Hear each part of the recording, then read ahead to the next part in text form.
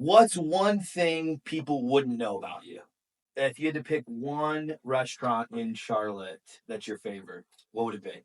What's the worst business idea you've ever had? Outside of Charlotte Business Group, I know you have Smooth Monkey and Securance Financial and some other businesses, but if none of this stuff was around right now, what do you think you would be doing? Hello, friends, and welcome to the very first episode of Bringing It Home, stories of hustle, high achievers, and even homes. Today, I'm excited because our very first special guest is someone that has made big ripples in Charlotte and the Charlotte business scene. He's the founder of Charlotte Business Group, a massive networking organization that has just been connecting people for what, 7 years? Something like that, yeah. Yeah, it's been crazy. So I am joined by none other than Robert Hackney. Robert, welcome to the show, man. Thank you very much, Trevor. Thank you for having me. Super excited. And yeah, it's nice to be the one as a guest on a podcast for a change. Right. So yeah, man. Just to kick it off, let's take it back a little bit. And before there was Charlotte Business Group, before this massive networking organization, what did you do? Yeah, so I was working in financial planning, and it was kind of like building my business, building my book, and yeah, it's really just going through the grind, the hustle, and just doing the deal. Yeah. Yeah. So what kind of brought the inspiration to start Charlotte Business Group? Right, that's a great question. I don't think there wasn't any kind of like one thing. It was more kind of just a progression of me just getting out there, and no one wants to just talk to like an insurance guy, right? And so I was like, and so I was really just trying to like manufacture a vehicle or create a vehicle to open doors more organically for myself. And so just kind of create that kind of those organic opportunities. And so that's kind of where like the beginning phases of just like the concept of Charlotte Business Group, just really just the foundation of it started. And so, through that, through just, a significant amount of networking, because, when I was going through the process, it was of, building my book and building the practice. It was, I'm from Charlotte, North Carolina. And I was like, really, I was like, okay, I'm from Charlotte. How hard can this really be? And that was really it was a humbling time, and it was also a challenging time as well. But it was also, like I said, reality set in that like not only did I not know enough people, but I didn't know the right people, and so that's kind of where, like I said, it was like I said, it wasn't just one thing. It was like many things kind of just over a timeline. So I had that as well, and then so then after, like I said, I would go to 7, 8, 9, 10 events, 10 networking events, 10 just like functions like a week, sometimes 2 and 3 a night. And, early on, I was like, I had a goal of, each event that I went to, I wanted, my goal was to get 20 business cards, or 20 numbers at every event. And so it was through that where I started to kind of really build my own personal network. And through that kind of process of building my own personal network, it was like, okay, I kind of like built myself up to a degree, but then I was like, okay, other people could benefit from this, and Yeah. from my own network. And so again, that was another kind of just a concept, with Charlotte Business Group, that was kind of like this whole process or this thought of kind of growing. And no, it's kind of just like a lot of things kind of just coming together at the same time, which is kind of like how kind of the idea kind of really kind of started to take off. That's awesome. So it sounds to me like it was kind of started in a way of you knew you wanted to grow your network, you wanted to meet people for business purposes, but it sounds like it almost had some beginnings of wanting to help other people. Yeah, and so exactly right. And so that was where, because I knew that I needed to. You have to lead with value, right? And it's like, and that's like, everybody says like there's like or thinks that there's just like this like clear cut black and white metrics that if you do that, if you have make this X number of calls, contact X amount of people, set X amount of, appointments, see X amount of people, close X amount of deals. Like that's how it works. But it's like you have to have the right people kind of in that pipeline or in that process for the whole thing to work and operate. So it's way deeper than that. And so that was where I was like, okay, where personally I was able to build that proper funnel. And I was like, well, and it kind of had given me the confidence where it's like, okay, I have been able to do it. I can help other people do it. That's awesome. And so, you know, right. And so you're absolutely right. It was when it came down to helping people. And then so when that started to happen, also it got my own personal network got to a point where I couldn't service. It was a hard time servicing everyone in my network and and helping them. And then so that's kind of where I kind of opened the doors to my own network for other people. And I didn't do it for my own benefit, but I knew that there would be some form of a return by doing the right thing and doing good at some point.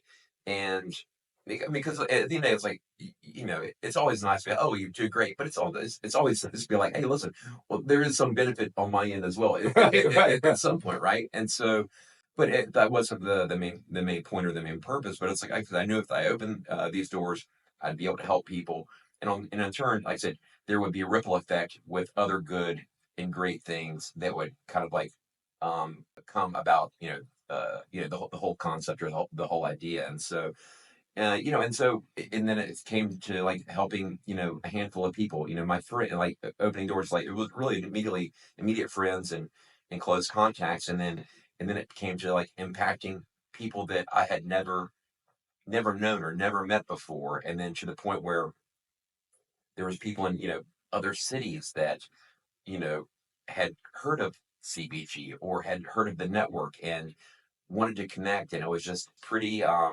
was a pretty cool feeling. That's awesome. Yeah. That's awesome.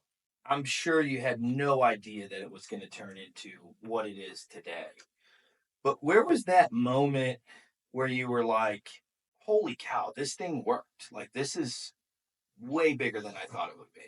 What happened? Yeah. Yeah. So, again, this kind of dates back a little bit again to like my own personal network, my own, personal growth. And so, kind of really what gave me the confidence and I was confident in my own abilities, but it's like an confident kind of what I was doing. But at the time, I'd built up my LinkedIn following. It was kind of like, I think it was maybe around like 16 or 17,000 followers on LinkedIn.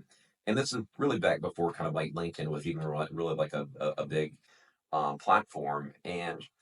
But that's what kind of like gave me the confidence, like, okay, if I can do this, then like I said, and this is basically the floor. This is my floor. And so it can only get better from here. And so whether it's successful or it fails, and so that's kind of really again when I opened the doors on social media, LinkedIn, Instagram, and we kind of started, we launched Charlotte Business Group. But as when I first started Charlotte Business Group, particularly like on LinkedIn, I was like, man, if we could just get 100 followers, how cool would that be? 100 people followed Yeah, Charlotte Business 100 Group people. Yeah. on LinkedIn. I was like, man, it was just like the smallest thing. And then we got to 100, and then I was like, well, man, well, actually, you know what? 500 actually sounds pretty cool, right? And so I was like, if we could just get to 500 followers, man, that would be awesome. And then we hit 500, and I was like, 1,000, pretty awesome. And then I started to look at just like local big brand organizations and companies. I just remember like, I was like, oh wow, it's like I just remember seeing like, oh, Bojangles has 5,000 followers. It'd be cool to kind of be in that ballpark. And then, the Charlotte Regional Business Alliance, at 10,000, and then Axia Charlotte at 15. And then we started to eclipse and surpass these organizations and bigger brands that have been around for 10, 20, 30, 40, 50 years, or and even more influential companies at the time.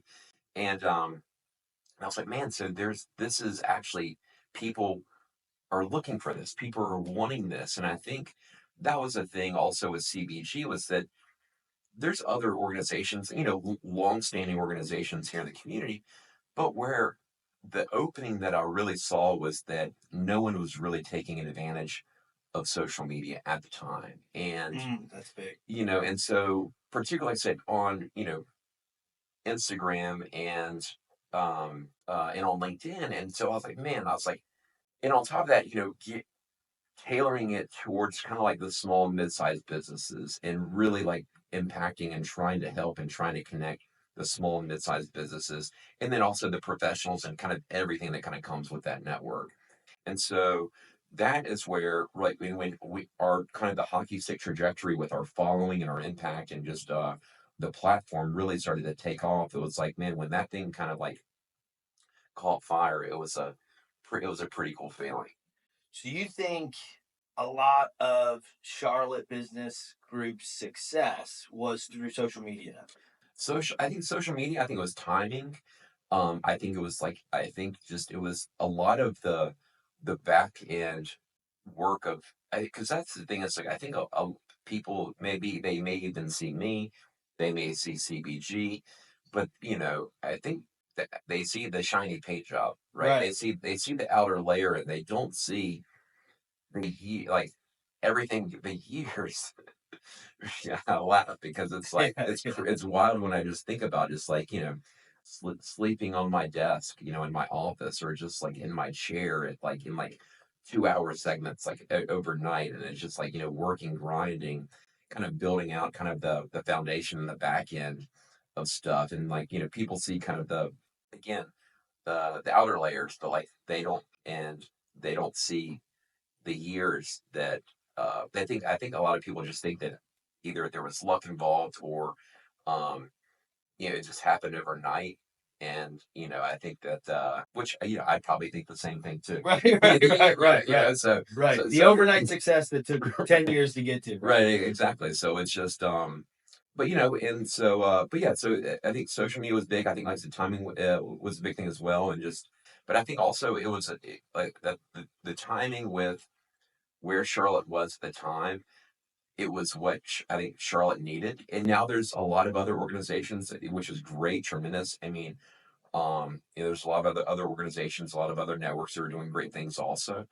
And so, but I'm, fortunate and grateful kind of to be, in the mix and, you in the mix with kind of everybody else. So, Yeah, I love it, man. I mean, I could personally say that my business as a loan officer has dramatically changed from Charlotte Business Group. I mean, probably 20% of the agents that I work with all came from Charlotte Business Group. So I think it was a great thing, right? It was definitely a missing piece of the puzzle.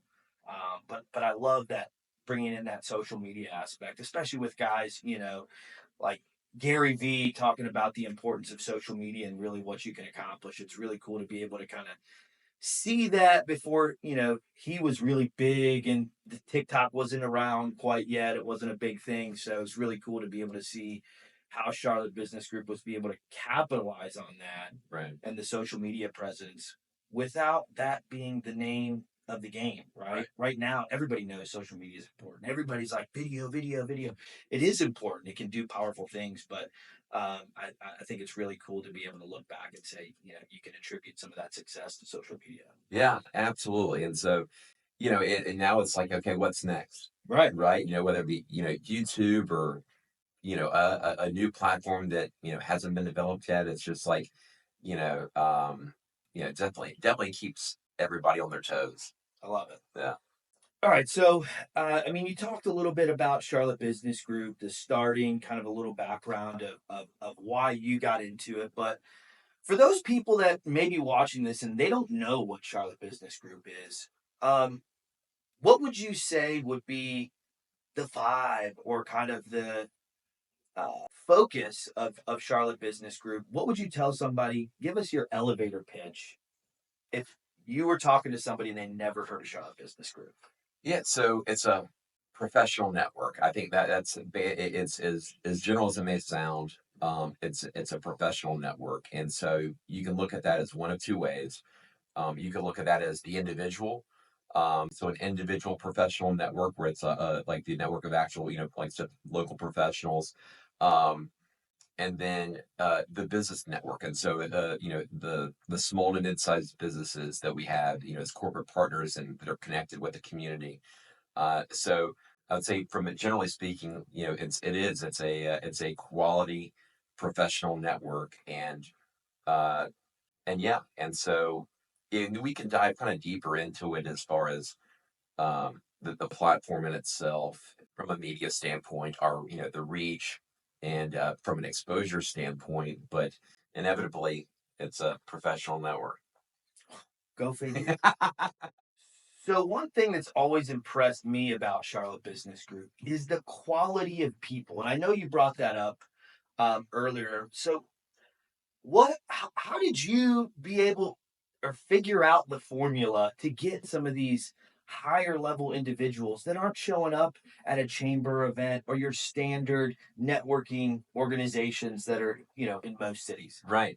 Well, I know I've mentioned LinkedIn a lot, and it's funny. When I first got on LinkedIn, gosh, and this was probably about 8 or 9 years ago. And when I first got on, some of the guys that were in my office at the time, they're like, Hackney, like, what are you doing? Like, what are you doing on LinkedIn? They're like, nobody is on LinkedIn. And I just was like, literally, I was just like, just hustling, just trying, doing the deal, trying to make everything work. And it was just LinkedIn, just at the time, just when I would go to these networking events, reference, my goal of 20 business cards every event.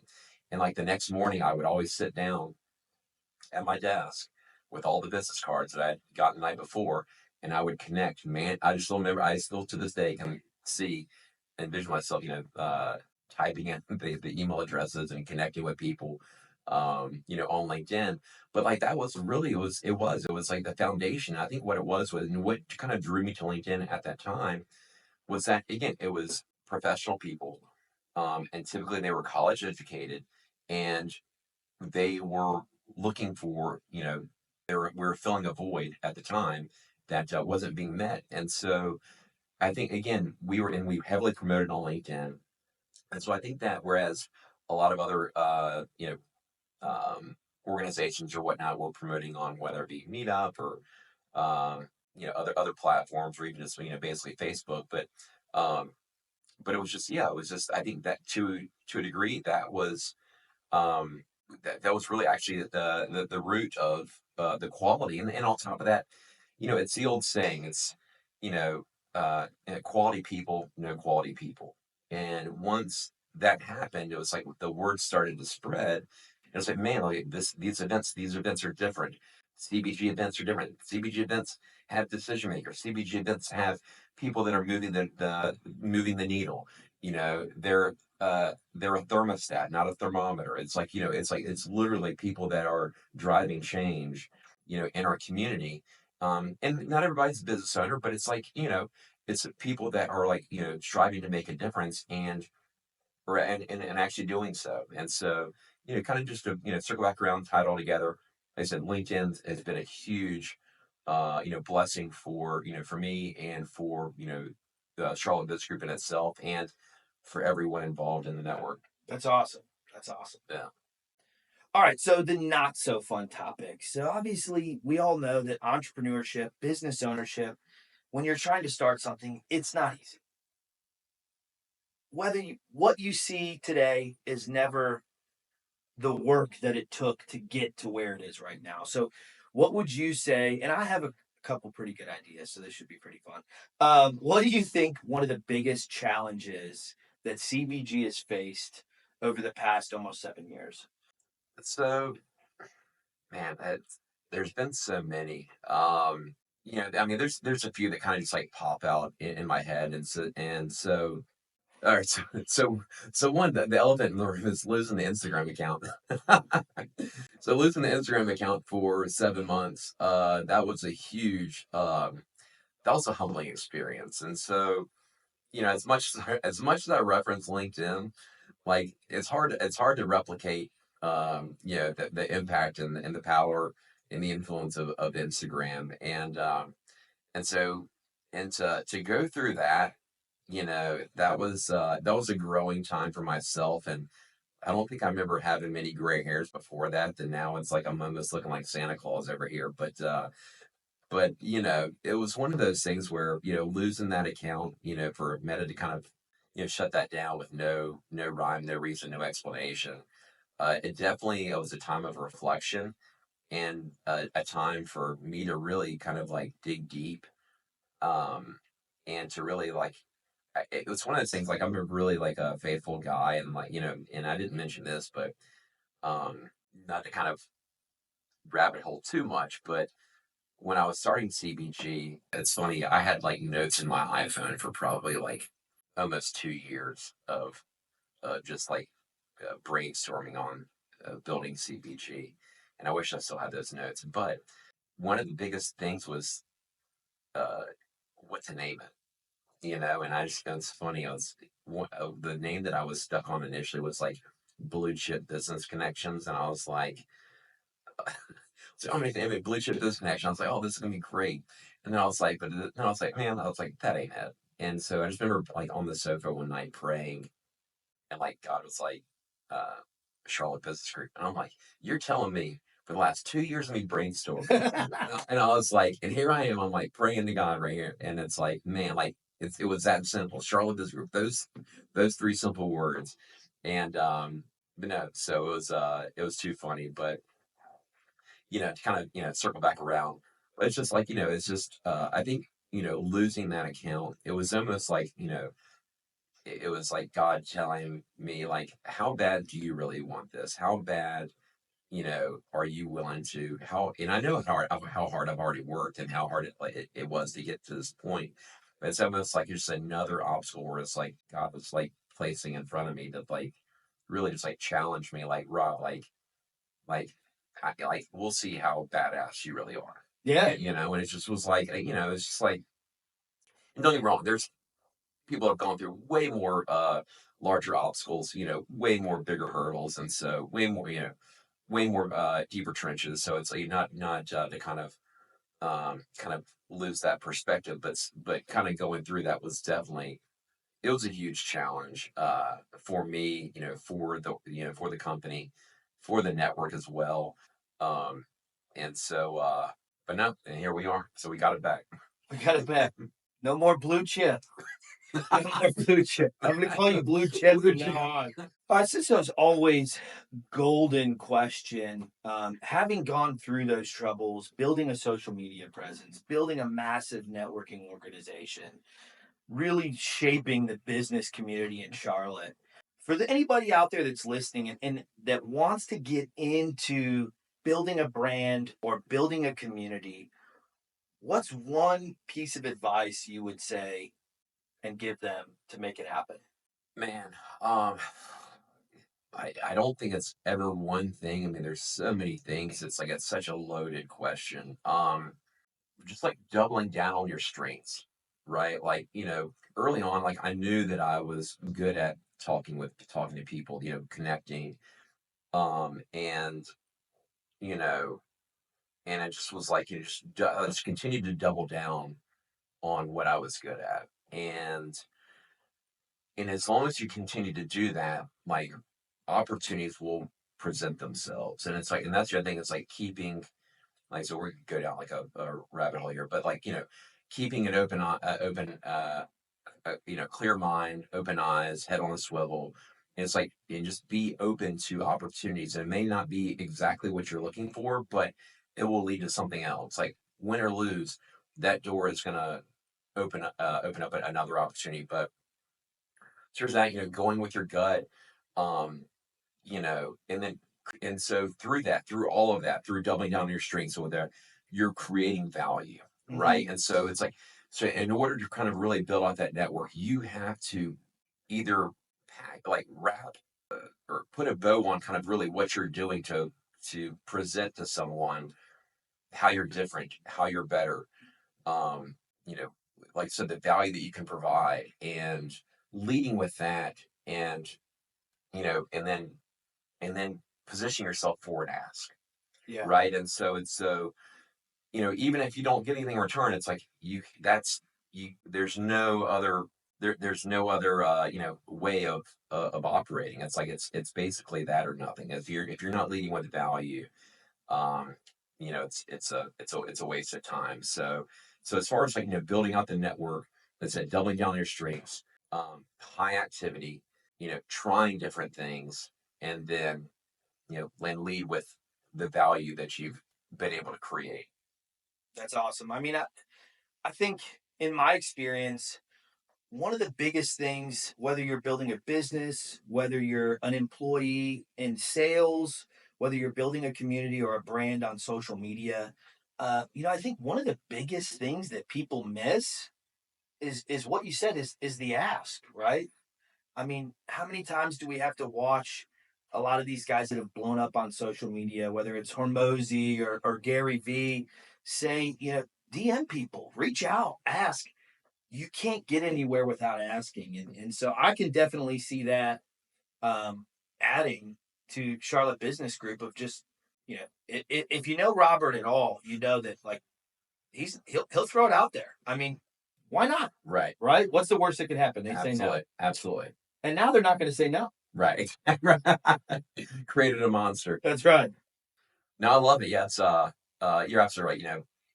It's the old saying. Well, there's you can look at it two ways. It's the closed mouth doesn't get fed, or a mouth never goes hungry. That's So right. it's just like, man. So as long as you're out there, like I said, create an opportunity, position yourself with ask, and then you ask.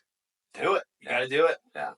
So, Charlotte Business Group, obviously, you've met a ton of executives, salespeople, entrepreneurs. Do you think, in your experience, having met so many people, do you think what do you notice in people that succeed and people that kind of fade away?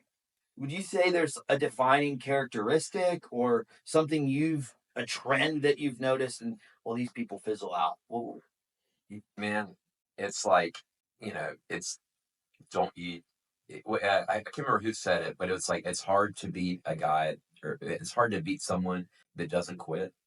And like inevitably it's like you just gotta literally like big of a punch as you've taken, it's like picking yourself up off the mat like every time. And it's like, you may not have you may, be just like dazed or punch drunk or just like, not have a strategy, not know where to go. But just by you getting up off the mat and like staying, staying in the fight, it's like that's that's that's basically like half the battle. yeah, Right? Staying in as long as you're in the ring, you've got a chance. And it's like, to me, it's like just not quitting, perseverance. It's like, that's huge. there's nothing that can replace that, and everything else. And there's other things kind of after that, but it's like, I would say the main one is just like not quitting. That's awesome. Yeah. All right, so as we wrap it up, we're going to start with a little bit more lighthearted, a little bit more fun. So, kind of rapid fire here. Uh What's one thing people wouldn't know about you? Man, so there's some people that know, but like, so I got my two front teeth knocked out playing baseball. So everybody sees, I've got to have a great dentist, by the way, but yeah, two front teeth got knocked out playing Sedgefield Junior High. Man, that was yeah, ball. I was at bat, and ball straight to the grill, and yeah, two front teeth Gone. out of there, man. So, but yeah, so uh, most people probably don't know that. There's some people, but yeah, most people don't. That's wild. Yeah. What about if you had to pick one restaurant in Charlotte that's your favorite? What would it be? Oh man, favorite restaurant, man. There's so many. First one comes to mind. Who I, gives CBG the most money? No, I'm just kidding. I'm just kidding. I'm just kidding. I'd say, I'd say I do love Steak 48 for a Yeah. for I just took my dad there for his birthday. So that's I don't know, Steak 48. That's high on the list. Yeah, just the level of service, the level of attention to detail, always a great time. And the dessert at the end. I love it. Bonus points, yeah. No, always a good place. So, outside of the name Blue Chip, what's the worst business idea you've ever had? Oh man. So it started like in college, started me and another guy, started up our own landscaping company. And so it's funny. So it didn't last, but it was my first kind of taste in like business partnership. But what we would do is like we would drive around neighborhoods with for rent signs in the neighbor and in front of the house. And if the grass looked like a day, like it hadn't been cut like in quite some time, we would call up the rents and say, "Hey, listen, dude, are you trying to rent this house or not?" But the front yard looks like a jungle, right? And so we would like get like we pick up business that way. But that and then we transitioned that into some corporate accounts. But it was like, man, it was just that was That's a grind. yeah, that was that was a grind. But and then we invested into equipment and everything. But it was definitely not it didn't sustain. And but yes, it didn't. We couldn't hold it together. But it was a fun time, even though it didn't It last. just what was the best. Yeah. So, I mean, outside of Charlotte Business Group, I know you have Smooth Monkey and Securance Financial and some other businesses. But if none of this stuff was around right now, what do you think you would be doing? Man, that's a great question. I don't know. Yeah, people are like, Rob, Mowing lawns? I was gonna say like people are like, Rob, you should run for some kind of political office. I was like, no, not doing that. I was like, I don't know, maybe like acting or something like that. I think that would be super cool. But I know like everybody, growing up, you want to be, quarterback of the football team. Right, right. Quarterback for the Panthers. That'd be super cool. But Best case for me is like radio show host. I don't know if I can get past that. I would do that, but I've been told I have a face for radio and a voice for television. Yeah, So it's yeah, like yeah. I don't know if that's in I my might be future. right there with I you. don't know if it's in my future either. But I don't know. Probably playing the lottery somewhere. Out in beyond Vegas. Throwing Gambling. it all Yeah, in black. throwing it all on black. Exactly. So Why not? All right, man. This has been awesome. Thank you so much for joining us. I love learning about Charlotte Business Group, kind of the beginning. Been attending events for a long time now, so kind of get some backstory, learn about the name that never happened. I'm not going to let that go. And I wouldn't either. it's been really cool to, especially to be able to see what Charlotte Business Group is today. So for all those that are watching or listening, where can they connect with you and Charlotte Business Group? Right. So connect with us, even if you're not in Charlotte, if you're in Raleigh, Charleston, Greenville, you can look us up on our website at cbgnetworks.com. So that's our the website platform. We also have individual Instagram handles, at Charlotte Business Group, at Raleigh Business Group, at Charleston Business Group as well. And then, of course, also on LinkedIn and Facebook also. But yes, yeah, check us out on social media. And then, but most importantly, our brand new website. And I would like to give a plug to MSM Digital, who just built our website. It's beautiful. Oh, it looks amazing. Top notch, top of the line, and really we could not do it without our partnership with them, and so that was grateful for that also. That's awesome. That's awesome.